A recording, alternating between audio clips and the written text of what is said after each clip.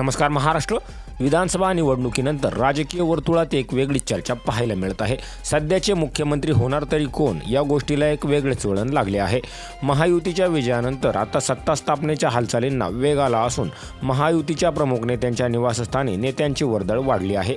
एकनाथ शिंदे देखील 2 दिवसाच्या सुट्टीनंतर दरेगावावरून परतल्यानंतर आमदार विजय शिवतारे यांनी एकनाथ शिंदे यांची ठाण्यातील निवासस्थानी भेट घेतली.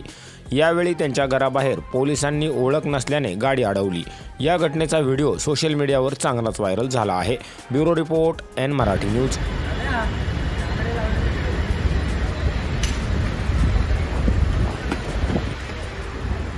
सर भेटायला आला, काय विशेष?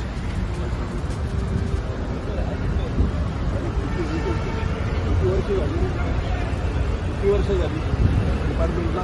तुम्हाला माजी मंत्री आमदार ओळखता येत नाही तुम्हाला?